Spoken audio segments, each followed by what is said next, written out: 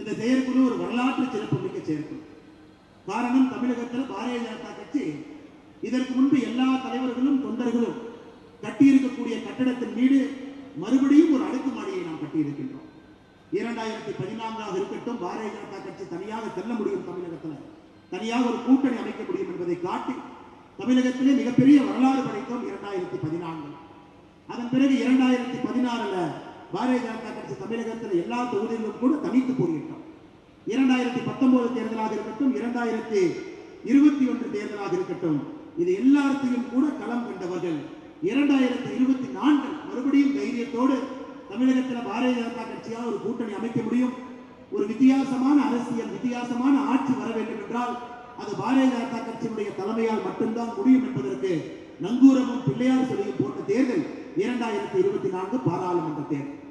நம்முடைய பாரத பிரதமர் நரேந்திர மோடி அவர்கள் தொடர்ந்து 3வது முறை, உங்களுக்கு தெரியும், இந்திய அரசியலை பார்த்தவர்களுக்கு தெரியும், உலக அரசியலை பார்ப்பவர்களுக்கு தெரியும், 3வது முறையாக ஆட்சியை தக்க வைப்பது எவ்வளவு கடினம் என்பது நம்ம எல்லோருக்கும் தெரியும்.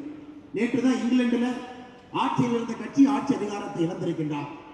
ஒரு நாடாக பார்த்துக் கொண்டிருக்கின்றோம். இந்த கொரோனாவுக்கு பிறகு அங்க இருக்கக்கூடிய எல்லா கட்சிகளும் ஆட்சிகளும் தன்னை இழந்திருக்கின்றார்கள். ஆனால் இந்திய மக்கள் மறுபடியும் பாரத பிரதமர் நரேந்திர மோடி அவர்கள் மீது நம்பிக்கை வைத்து மறுபடியும் 3வது முறை இந்திய அரசியலில் பண்டிட் ஜவஹர்லால் நேரு அவர்களுக்கு பிறகு 3வது முறையாக பொறுப்பேற்கக்கூடிய ஒரு பிரதமராக ஒரு சரித்திரத்தை படைத்திருக்கக்கூடிய பாரத பிரதமர் நரேந்திர மோடி ஐயா அவர்களை இந்த நேரத்தில் நாம் எல்லோரும் வாழ்த்தி வணங்கினாலும் கூட அவர்களை நாம் இன்னும் கடுமையாக பணி செய்ய வேண்டிய நேரம் இருக்கு.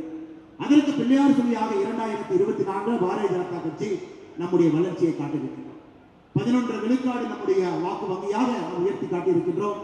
ஒரு கூட்டணி அமைத்திருக்கின்றோம். கூட்டணியாக 18% வாக்கை நாம் வாங்கியிருக்கின்றோம். அடுத்து வரக்கூடிய 2 ஆண்டுகளும் கூட கடினமான ஆண்டுகள், கடினமாக நாம் களத்தில் உழைக்க வேண்டிய நாட்கள். 2026 ஒரு வித்தியாசமான அரசியல், தமிழகத்திலே மக்களை சார்ந்த ஒரு அரசியல். சரித்திரத்தில் தமிழகத்தில் எந்த ஒரு கட்சிக்கும் இந்த அளவுக்கு அரசனுடைய ஆதிக்கத்தை யாரும் செலுத்தியது போல் நாம் பார்த்தது கிடையாது. இன்னைக்கு பாரதிய ஜனதா கட்சியினுடைய தொண்டர்களுக்கு தினமும் கூட ஏதோ ஒரு மாவட்டத்தில், ஏதோ ஒரு இடத்துல நம்முடைய தொண்டர்கள் கைது செய்யப்பட்டுக் கொண்டிருக்கின்றனர்.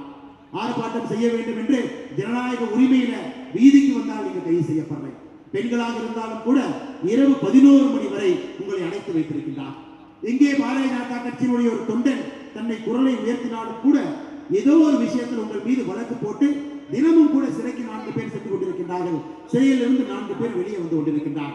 எனக்கு தமிழகத்தில் இருக்கக்கூடிய சிறைச்சாலைகள் எல்லாம் கூட பாரதிய ஜனதா கட்சியினுடைய தொண்டர்கள் செல்லக்கூடிய கூடாரங்களாக மாறி இருக்கிறது. சமீபத்தில் ஒரு தொண்டன் சொன்னது போல, அண்ணா கட்சி வளர்ச்சி வரும்பொழுது இதெல்லாம் சகஜம், என்னை சிறைச்சாலைக்கு அனுப்பினாலும் கூட அங்கே சென்று 10 உறுப்பினரை சேர்த்து விட்டு நான் வெளியே வருகின்றேன், வந்து விடுவேன் என்கின்ற ஒரு தீர்க்கமான ஒரு நம்பிக்கையோடு இன்று பாரதிய ஜனதா கட்சியினுடைய தொண்டர்களும் தலைவர்களும் நாம் எல்லோரும் சேர்ந்து பயணித்துக் கொண்டிருக்கின்றோம். அடுத்த 2 ஆண்டுகள் மிக கடுமையான 2 ஆண்டுகள். காரணம், தமிழகத்தினுடைய அரசியல் களம் மாறிக்கொண்டிருக்கிறது. தேளால் கொட்டப்பட்டு பித்து பிடித்த குரங்கு அதன் பிறகு ஒரு படி கல்லை குடிக்கிறது. யோசிச்சு பாருங்க, பித்து பிடித்த குரங்கு தேளால் கொட்டப்பட்டு கல்லை குடித்து விட்டு வீதிக்கு வந்தால் அந்த குரங்கு எப்படி இருக்குமோ அதுதான் இன்று திராவிட முன்னேற்ற கழகத்தினுடைய ஆட்சி. பித்து பிடித்த குரங்கு தேளால் கொட்டப்பட்டு கல்லை குடித்து விட்டு ஆட்சி எப்படி நடக்குமோ தமிழகத்திலே திராவிட முன்னேற்ற கழகத்தினுடைய ஆட்சி அப்படி நடந்து கொண்டிருக்கிறது. எங்கு வேண்டுமானாலும் பாருங்கள், எங்கே பார்த்தாலும் கூட கொலை கொள்ளை என்பது சகஜமாக இருக்கிறது. It is normalised.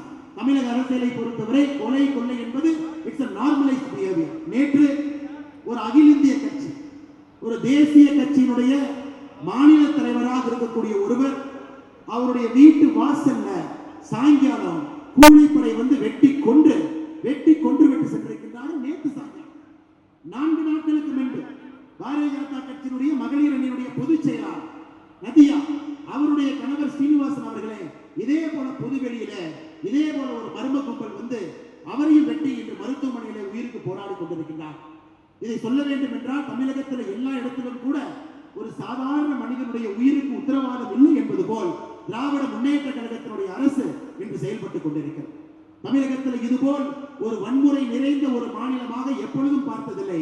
கடந்த 3 ஆண்டுகளாக திமுகவினுடைய அரசு பிடியில அது நடந்து கொண்டிருக்கிறது. அருமை சகோதர சகோதரிகள், இது ஒரு பக்கம். இன்னொரு பக்கம் கள்ளச்சாராயம் என்பது ஆறுபோல் ஓடிக்கொண்டிருக்கிறது. நேற்று முன்தினம் திருவெண்ணை நல்லூரில் ஒருவர் கள்ளச்சாராயத்தால் இறந்தார். அதற்கு முன்பு திருப்பூர், கோயம்புத்தூர், உடுமலைப்பேட்டையில 5 பேர் கள்ளச்சாராயத்தை குடித்து கோயம்புத்தூர் வேறு வேறு மருத்துவமனையில அனுமதிக்கப்பட்டிருந்தார்கள். அதற்கு முன்பு கள்ளக்குறிச்சியில 65 பேர் கள்ளச்சாராயத்தை அருந்து இதுவரை உயிரிழந்திருக்கின்றார்கள். 23 பேர் முழுவதுமாக தன்னுடைய கண் பார்வை இழந்திருக்கின்றார்கள். போன ஆண்டு 2023 மரக்காணம், செங்கல்பட்டு, விழுப்புரம் பகுதியில 22 பேர் கள்ளச்சாராயத்தை அருந்தி உயிரிழந்திருக்கின்றார். இதையெல்லாம் நீங்க நல்லா யோசித்து பார்க்கணும்.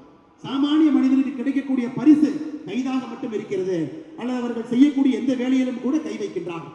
அதனால்தான் இந்த நேரத்தில் பாரதிய ஜனதா கட்சியினுடைய குரல் இன்னும் கம்பீரமாக, இன்னும் வலிமையாக சாமானிய மனிதர்களுக்காக நாம் பேச வேண்டிய காரணம், சாமானிய மனிதனுடைய குரல்களையே திராவிட முன்னேற்ற கழகத்தினுடைய அரசு நசுக்கி வைத்திருக்கும் பொழுது, சாமானிய மனிதனுடைய குரலால் அடுத்த 2 ஆண்டுகள் திமுக என்கின்ற தீய சக்தி ஆட்சியிலிருந்து தூக்கி எறியும் வரை பாரதிய ஜனதா கட்சியினுடைய தொண்டனுடைய குரல் ஒரு சாமானிய மனிதனுடைய குரலாக இருக்க வேண்டும். அருமை சகோதர சகோதரிகளே, அதை நீங்கள் செம்மையாக, திறமையாக, சிறப்பாக நீங்கள் செய்தாலும் கூட உங்களுக்கு நடக்கக்கூடிய இன்னல்கள் எங்களுக்கு தெரியும், உங்களுக்கு நடக்கக்கூடிய கொடுமைகள் எங்களுக்கு தெரியும்.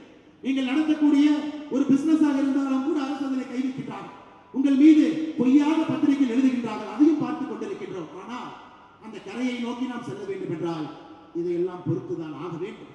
இதை தாண்டினால் மட்டும்தான் தமிழக மக்களுக்கு நல்ல ஒரு வாழ்க்கையை நம்மால் கட்டியமைக்க முடியும் என்கின்ற ஒரே காரணத்திற்காக இதையெல்லாம் பல்லை கடித்துக் கொண்டு நீங்கள் பொறுத்துக் கொண்டு, ஒரு தொண்டனாக இருக்கக்கூடிய எல்லா நம்முடைய ஊழியர்களும் கூட நீங்கள் செய்யக்கூடிய பணியை இன்னும் கடுமையாக, இன்னும் வலிமையாக நீங்கள் செய்து தமிழக மக்களுக்கு 2026 ஒரு வித்தியாசமான ஆட்சி, ஏழை மக்களை முன்னிலைப்படுத்தக்கூடிய ஆட்சி, விவசாய நலனை மையப்படுத்தக்கூடிய ஆட்சியை நீங்க செய்ய வேண்டிய கடமை உங்களுக்கு இருக்கிறது. அருமை சொந்தங்களே, அருமை சகோதர சகோதரிகள்.